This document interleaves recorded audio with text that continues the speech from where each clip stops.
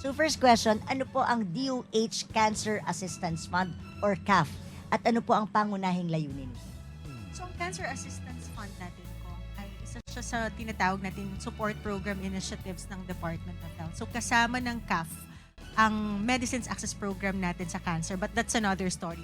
But for CAF Kong, ito talaga ang layunin natin dito is mabawasan if hindi totally ma-eradicate ang out-of-pocket expenses ng mga cancer patients.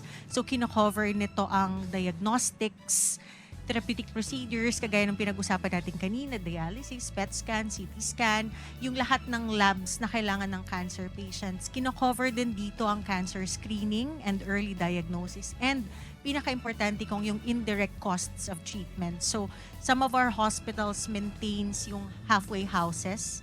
For example, in Batangas Medical Center, kasi yung galing Oriental Mindoro, Palawan, yung ganun. So, dapat merong halfway house. And of course, transportation ng mga cancer patients natin, even food.